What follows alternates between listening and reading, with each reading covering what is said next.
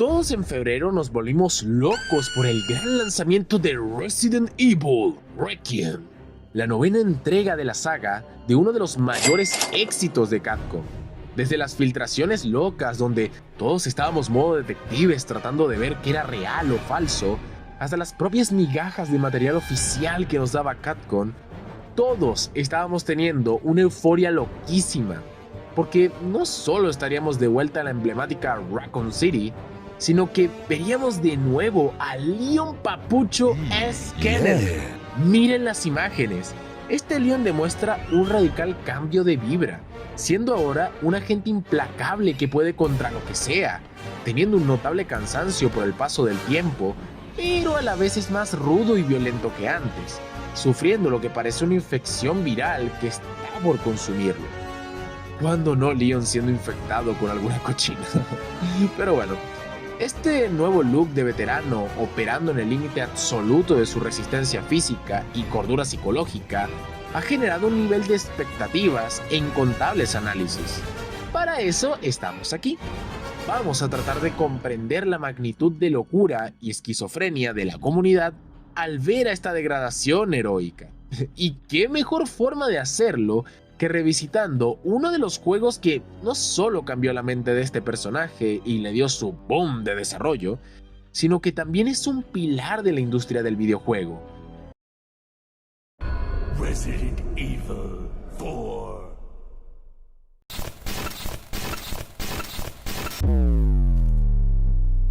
Durante más de 2 décadas, hay un famoso mito que han usado varios fanáticos de la saga e incluso gente fuera del mismo fandom. Resident Evil 4 arruinó el survival horror, al priorizar la acción desmedida sobre la atmósfera opresiva. Déjenme decirles que esta es una lectura superficial y es un error fundamental en la experiencia ludonarrativa que el título ofrece. La obra de Shinji Mikami no eliminó el miedo, todo lo contrario, mutó radicalmente la forma en que el cerebro humano procesa y experimenta dicho miedo. Resident Evil 4 no mató el terror, inventó el pánico activo. Esta mutación mecánica y psicológica corre en paralelo con la evolución de su protagonista. Leon S. Kennedy es, sin lugar a dudas, el personaje más querido y analizado de la saga. Su popularidad no radica en su invulnerabilidad, sino en todo lo contrario. A diferencia de otros íconos de la franquicia, Leon utiliza la hiperactividad motriz, la chulería y el sarcasmo como un complejo mecanismo de defensa psicológica para enmascarar un trauma profundo y no resuelto. Voy a demostrarles que la genialidad de Resident Evil 4 hasta la llegada de Requiem reside una sincronización perfecta entre el pánico activo que experimenta el jugador a través de las mecánicas de juego y el trastorno de estrés postraumático que el protagonista reprime a través de su comportamiento. Ese Leon papucho, exhausto e infectado de 2026 es el resultado directo de la colisión entre este mecanismo de afrontamiento y décadas de terror ininterrumpido.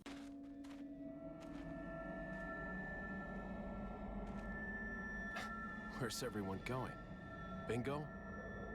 Ahora, para establecer por qué la audiencia sostiene una preferencia afectiva y empática tan marcada hacia Leon, es necesario establecer un marco comparativo con el otro gran pilar masculino de la franquicia, Chris Redfield. Ambos personajes han estado expuestos a niveles inimaginables de bioterrorismo a lo largo de sus trayectorias, pero sus arquitecturas psicológicas y sus respuestas al trauma representan dos arquetipos diametralmente opuestos en la ficción. Chris Redfield encarna el arquetipo clásico del soldado perfecto.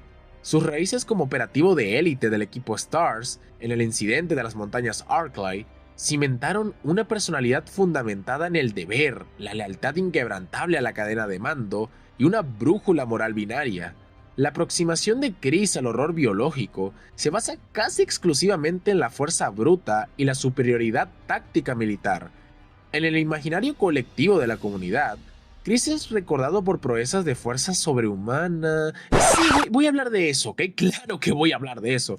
Como golpear repetidamente una roca gigante dentro de un volcán activo en Resident Evil 5 para abrirse paso. Los que no sean muy fanáticos de la saga, sí, esto realmente pasa. Desde una perspectiva psicológica, Chris opera como un bloque de mármol estoico. Si bien títulos posteriores como Resident Evil 6 y Resident Evil Village han intentado explorar su depresión y el síndrome del superviviente tras la constante pérdida de los escuadrones bajo su mando, su mecanismo de afrontamiento primario sigue siendo la compartimentación emocional. Chris reprime el dolor sumergiéndose aún más en su identidad militar. Su respuesta al trauma es aumentar su masa muscular, adquirir armamento más pesado y ejecutar misiones con una devoción casi autodestructiva. Es una figura indiscutiblemente heroica y admirable, pero esta rigidez emocional lo convierte en un personaje difícil de empatizar a nivel psicológico íntimo. El jugador lo respeta como un comandante, pero rara vez siente su vulnerabilidad, ya que Chris no permite que el terror resquebraje su fachada de soldado invulnerable. Pero en el extremo opuesto del espectro psicológico se encuentra Leon S. Kennedy, quien representa la adaptabilidad traumática. La introducción de Leon en Resident Evil 2 no lo presentó como un operativo de fuerzas especiales entrenado para el combate asimétrico, sino como un policía novato, idealista y superado masivamente por las circunstancias durante su primer día de trabajo en Raccoon City. El colapso total de la ciudad, la traición de la corporación Umbrella y la incapacidad para salvar a los civiles que había jurado proteger constituyeron un trauma formativo devastador. En su psique, el policía optimista murió en Raccoon City. Cuando Leon regresa como protagonista central en Resident Evil 4, han transcurrido años de riguroso entrenamiento gubernamental bajo la supervisión del gobierno de los Estados Unidos y operaciones encubiertas como la Operación Javier. Ahora regresa como un agente hiperentrenado, letal y eficiente. Sin embargo, a diferencia de Chris, Leon no se refugia en el dogma militar. En su lugar, se envuelve en una gruesa capa de chulería, acrobacias ridículas y comentarios sarcásticos que desafían la gravedad de la situación en la que se encuentra. Adopta una actitud que la cultura popular asocia con figuras como James Bond o Dante de Devil May Cry. El análisis de la psicología de Leon revela que esta actitud desenfadada no es arrogancia genuina, sino un complejo mecanismo de afrontamiento diseñado para enmascarar su trastorno de estrés postraumático. Los mecanismos de defensa psicológica son procesos inconscientes que protegen al individuo de una ansiedad abrumadora, y en situaciones de trauma extremo o trastornos de adaptación, los individuos suelen recurrir a estilos de defensa neuróticos o disociativos. Para Leon, el uso constante del sarcasmo frente a monstruosidades grotescas, sectarios asesinos y situaciones de muerte inminente operan como una disociación cognitiva. Leon utiliza su icónica chaqueta de cueros, su peinado inmaculado y sus líneas de diálogo estilo película de serie B para mantener una distancia emocional entre su frágil estado interno y la brutalidad de su entorno. Al burlarse de criaturas alienígenas o villanos como Ramón Salazar, Leon tribaliza el horror. Si el monstruo es objeto de una broma, pierde parte de su poder para inducir el terror paralizante que Leon experimentó durante la caída de Raccoon City. El sarcasmo es su retracción afectiva. Le permite mantener el control operativo sin colapsar emocionalmente. Esta es la razón subyacente por la que la audiencia global ama a Leon S. Kennedy y gravita hacia él en mayor medida que hacia Chris Redfield. El jugador percibe subconscientemente la grieta en la armadura. Entienden que debajo de esa chaqueta de cuero genial que hasta se roba un ganado, de las volteretas para esquivar láseres por si Ada Wong está mirando, y de la innegable letalidad de sus ataques cuerpo a cuerpo, Leon sigue siendo, en su núcleo, aquel policía novato aterrorizado que está intentando, desesperadamente, no volverse loco ante lo incomprensible. Pero ok, sé que esto no es suficiente para justificar mi punto, así que vamos a comparar a ambos personajes de manera más directa. Para eso he armado un parámetro analítico con varios arquetipos para que podamos entender cuáles son sus diferencias.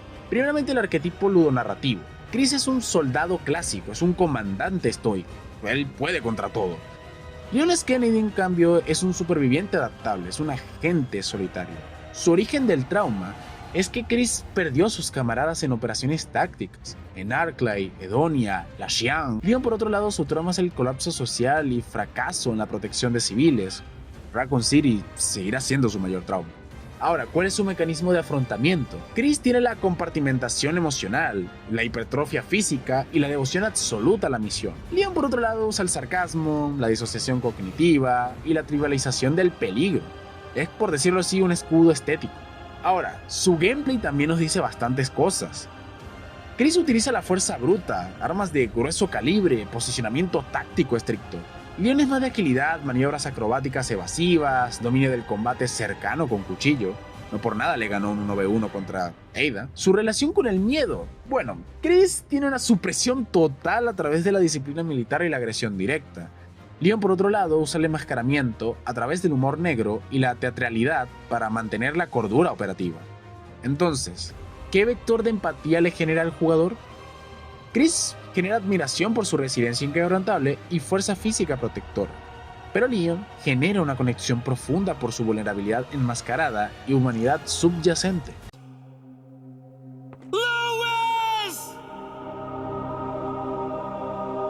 Para comprender completamente el peso psicológico que soporta Leon y, por extensión, el jugador, es necesario que hablemos sobre la arquitectura ludonarrativa que sostiene a Resident Evil 4. El cambio radical en la fórmula del juego llevó a críticos a concluir erróneamente que la franquicia había abandonado sus raíces de terror. La realidad analítica demuestra que el director Shinji Mikami no eliminó el miedo, sino que diseñó una forma de estrés fisiológico mucho más capciosa y agotadora. Los primeros títulos de la franquicia, los que se componen desde 1996 a 1999, basaban su diseño en lo que se puede definir como terror pasivo. Esta metodología de diseño se fundamenta en la vulnerabilidad inducida a través de la restricción sistemática y la claustrofobia. El jugador era forzado a navegar por escenarios con ángulos de cámara fijos, los cuales ocultaban deliberadamente las amenazas fuera de la pantalla. Los controles tipo tanque hacían que tanto el escape como el combate fueran mecánicamente torpes y frustrantes. A esto se sumaba una escasez extrema de recursos, munición limitada, hierbas curativas escasas y la necesidad de consumir cintas de tinta simplemente para guardar la partida. En este paradigma, el miedo surge de la anticipación y la impotencia. Era el miedo a lo que no podías ver en la oscuridad de un pasillo estrecho de la mansión Spencer o de la comisaría de Raccoon City. Los zombies tradicionales eran lentos y predecibles. El verdadero terror provenía de la arquitectura del entorno y la fragilidad mecánica del avatar. Con Resident Evil 4, Mikami demolió estas restricciones y al hacerlo, formuló el pánico activo. Al posicionar la cámara sobre el hombro, el juego le otorgó al jugador una visión clara y directa de la amenaza. Al implementar una economía de mejoras de armas y proporcionar mayor cantidad de munición, el avatar fue empoderado. Sin embargo, este empoderamiento mecánico era una trampa psicológica magistral. Para contrarrestar la movilidad y el arsenal de Leon, el diseño de la inteligencia artificial enemiga sufrió una evolución drástica. Los ganados, aldeanos infectados por el parásito de las plagas. Estos no eran cadáveres lentos y sin mente.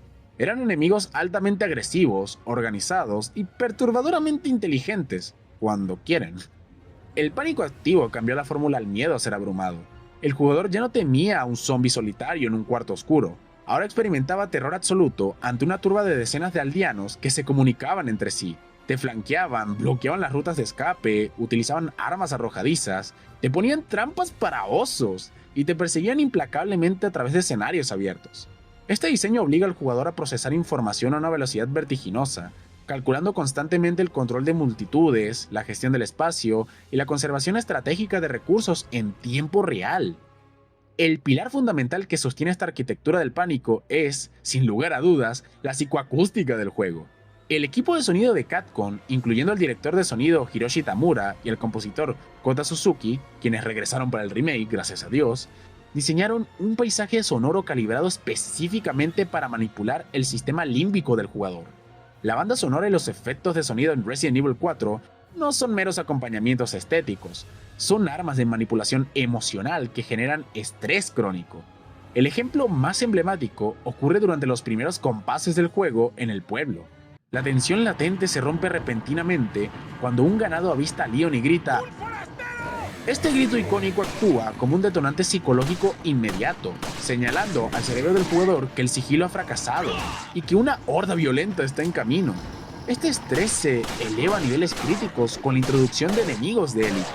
El sonido de la motosierra del Dr. Salvador en la distancia está diseñado en una frecuencia acústica que penetra por encima del caos general de la batalla. Dado que un ataque con la motosierra resulta en una decapitación y muerte instantánea, creo que por obvias razones, la simple señal auditiva genera una inyección constante de adrenalina y cortisol en el torrente sanguíneo del jugador. El ritmo cardíaco se acelera y la toma de decisiones racionales se deteriora, forzando al jugador a entrar en un estado puro de respuesta de lucha o huida. De igual manera, más adelante en la campaña, la introducción de los regeneradores utiliza sonidos repulsivos, una respiración grotesca, húmeda y espasmódica, que puede escucharse a través de las paredes antes de que la criatura sea visible, acompañado de notas musicales disonantes y sombrías. Este diseño sonoro crea una atmósfera de pánico insoportable. No por nada los regeneradores son altamente elogiados por el propio fandom. Resident Evil 4 y su remake son considerados obras maestras intemporales precisamente porque su diseño auditivo y mecánico no te dejan respirar. Te obligan a pelear por tu vida constantemente, en un estado de hipervigilancia inducida que agota mental y físicamente al jugador, estableciendo una empatía somática directa con el agotamiento psicológico de Leon.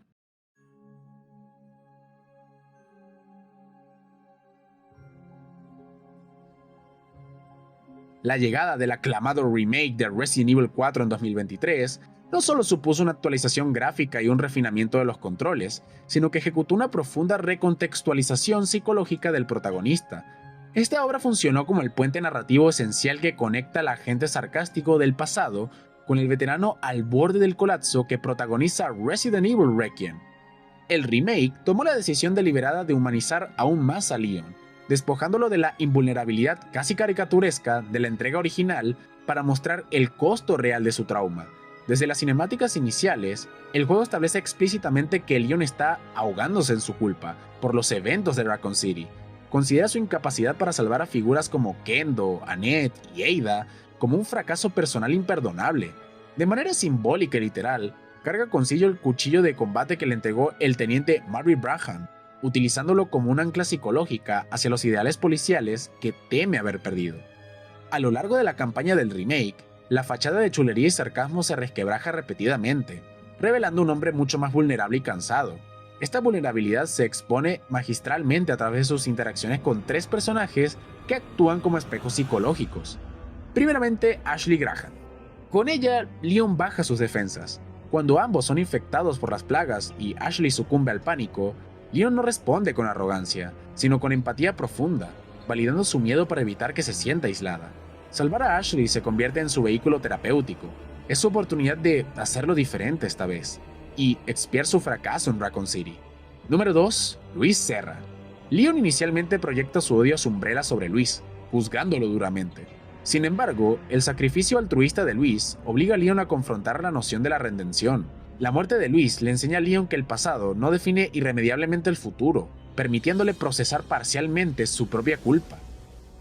Número 3. El mayor Jack Krauser.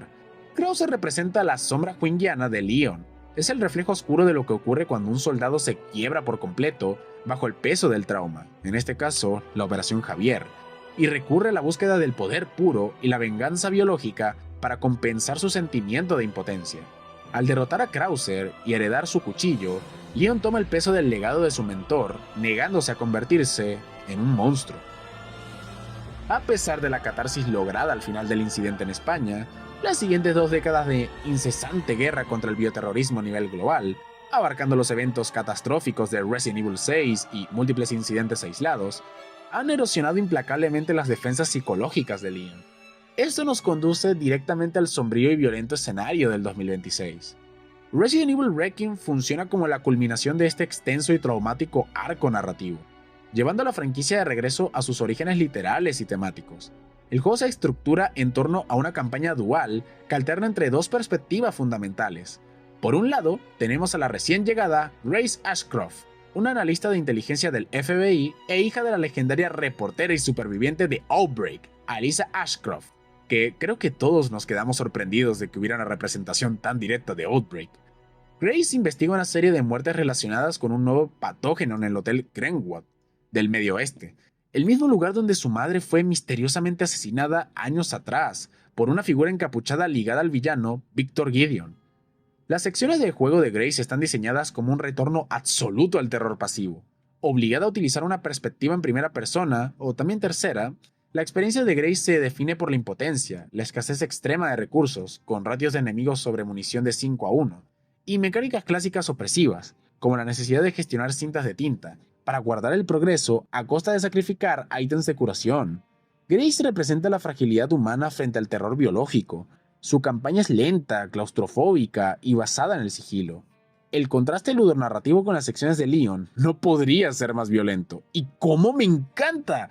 Leon retorna a las ruinas apocalípticas de Raccoon City en la búsqueda desesperada de una cura, ya que ha contraído una variante terminal de infección viral.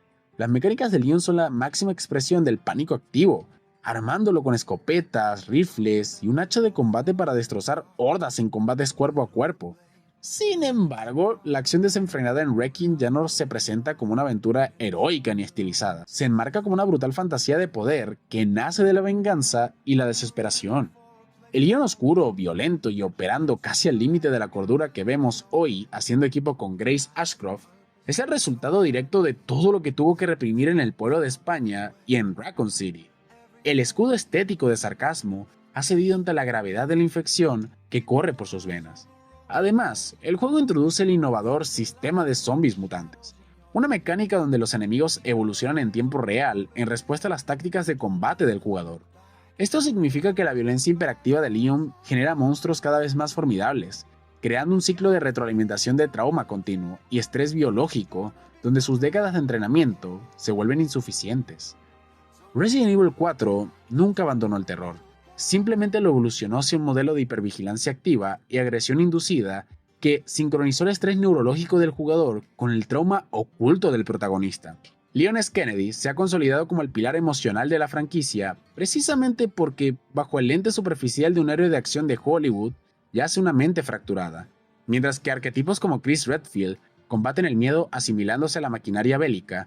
Leon intenta sobrevivir a sus demonios riéndose de ellos, utilizando cada bala y cada broma sarcástica como un salvavidas momentáneo frente al abismo. Hoy, con la inminente llegada de Resident Evil Requiem, el círculo del trauma se cierra. El patógeno ya no es solo una amenaza externa, sino un invasor biológico en la propia sangre de Leon. Sus mecanismos de defensa convencionales han colapsado, dejándolo solo con la acción cruda y la voluntad primaria de supervivencia, mientras recorre, junto a Grace Ashcroft, las mismas calles donde su pesadilla comenzó hace casi 3 décadas. El escenario está preparado para el enfrentamiento definitivo entre el trauma encapsulado y la inevitabilidad de la infección viral. Ante este panorama oscuro y concluyente, solo hay una pregunta que hacernos a nosotros como jugadores, aunque nos dé miedo la respuesta. ¿Crees que Leon sobrevivirá a su regreso a Raccoon City en Requiem o este es su viaje final?